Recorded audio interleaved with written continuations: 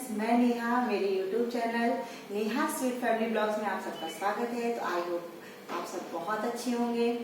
तो अभी हमारा साल का पहली अमावस्या आ रही है, जिसे हम मौनी अमावस्या के रूप में मनाएंगे। माघ का पवित्र महीना चल रहा है। तो माघ में पूर्णिमा और हमारे हिंदू धर्म शास्त्रों में पूर्णिमा और अमावस्या दो तिथियों का बहुत ही महत्व होता है। तो हमारी ये जो माघ महीने में कृष्ण पक्ष की अमावस्या तिथि को ही हम मौनी अमावस्या या माघ अमावस्या के रूप में मनाते हैं। तो इस बार 2023 में हमारी जो मौनी अमावस्या है वो 21 जनवरी दिन शनिवार को पड़ रहा है, इसलिए हम इसे शनिश्चरी अमावस्या भी कह सकते हैं। तो फ्रेंड्स, मौनी अमावस्या में दान, स्नान, तर्पण का विशेष महत्व होता है। और वैसे भी हमें दान पुण्य तो करते ही रहना चाहिए। दान पुण्य करने से हमारे अंदर आध्यात्मिक ऊर्जा का विकास होता है। तो हम इस दिन दान, स्नान और तर्पण का विशेष महत्व है। तो हमारी शुरुआत होती है दान से।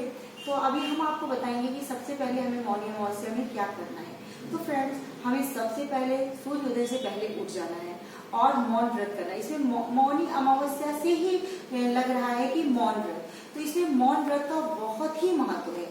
तो हम अब पूरा दिन तो व्रत नहीं कर सकते हैं कि पूरा दिन मौन व्रत रखेंगे, क्योंकि घर में बच्चे भी रहते हैं।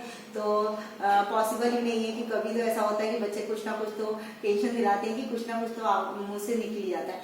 लेकिन हमें इतना जरूर याद रखना है कि हमें तब तक मौन रहना है जब तक कि हम दान नहीं कर सकते, क्योंकि दान का बहुत महत्व है। तो दान में हम क्या दान करेंगे? हम सीधा निकाल देंगे या सीधा अन्नदान का बहुत ही महत्व होता है। अन्नदान महादान होता है। वैसे भी हमें कुछ ना कुछ दान तो करते ही रहना चाहिए फ्रेंड्स।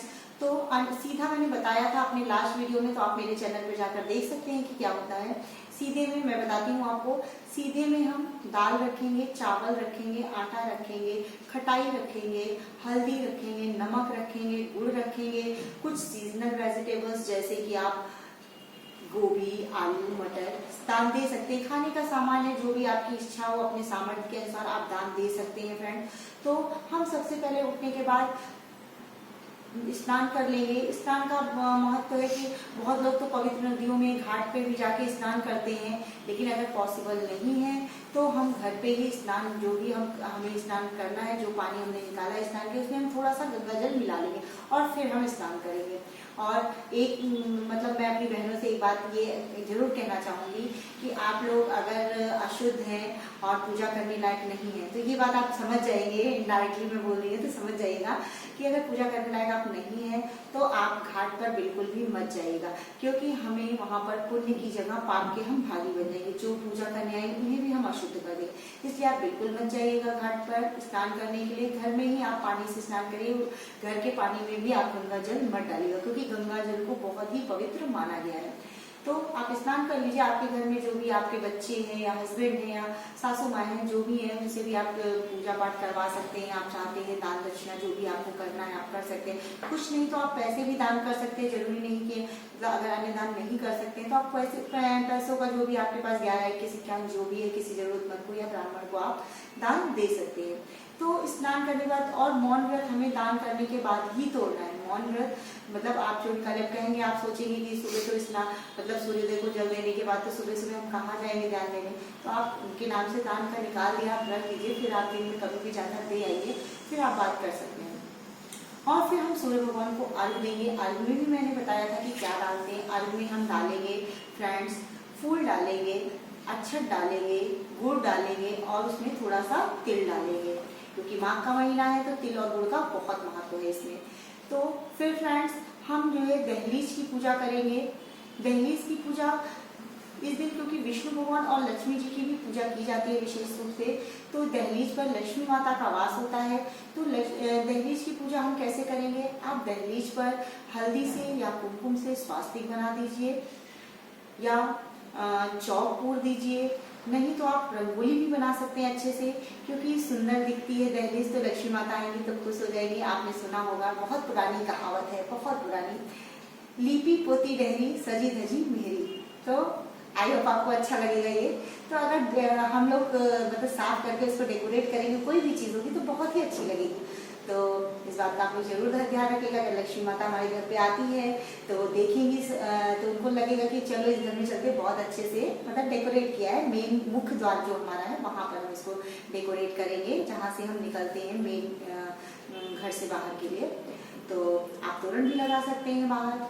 और उसके पश्चात हम घर पे भी अपनी पूजा अच्छे से करेंगे, जैसे करते हैं विष्णु भगवान लक्ष्मी माता की पूजा पूरी अच्छे से करेंगे, उनकी आरती वगैरह करेंगे और खीर और पूरी भी अवश्य बनाएंगे और उनका भोग लगाएंगे, क्योंकि लक्ष्मी माता को खीर बहुत पसंद है। तो खीर पूरी का भोग लगा देंगे लक्ष्मी माता को। फिर हम हवन भी करेंगे फ्रेंड्स उस दिन, और हवन हम करेंगे तो तिल गुड़ का ही हवन करेंगे। और जो हमने खीर और पूरी का प्रसाद बनाया है वो भी हम हवन में आहुति देंगे या डालेंगे हवन में। फिर फ्रेंड्स हम पीपल के वृक्ष के नीचे दीपक अवश्य जलाएं। मैंने आपको बोला है कि एक जगह दीपक जलाए और माला माल हो जाए, तो वो वही है कि हम पीपल के पेड़ के नीचे जाकर अवश्य ही दीपक जलाएंगे। शनिवार को हमारी मौनी अमावस्या पड़ रही है, इसलिए हम शनि देव के नाम का भी एक दीपक जलाएं। अगर आपके आसपास शनि देव का मंदिर है तो बहुत अच्छी बात है कि आप वहां जाके दीपक जला सकते हैं। अगर नहीं है फ्रेंड तो आप उनके नाम का दीपक पीपल के वृक्ष के नीचे ही जला दीजिए। तो वो मतलब बहुत ही अच्छा होता है। और शनिवार को बहुत सालों बाद ऐसा सहयोग पड़ रहा है, तो आपको अवश्य करना चाहिए। ये गायत्री मंत्र का हम जाप भी करेंगे उस दिन अवश्य ही, मतलब आप पढ़ लीजिए। वैसे तो बहुत से घरों में गायत्री मंत्र का जाप लोग पूजा करने के बाद करते ही हैं, और नहीं भी करते हैं तो आप उस मौनी अमावस्या के दिन तो जरूर ही करिएगा, क्योंकि धार्मिक कार्य करने से हमारे अंदर जो आध्यात्मिक चेतना का विकास होता है, सकारात्मक ऊर्जा का विकास होता है, उससे हमारे मन को बहुत ही शांति होती है और जो भी हमारे घर में निगेटिविटी है वो सब दूर हो जाती है। तो आप लोगों को ये सारे कार्य अवश्य ही करने चाहिए।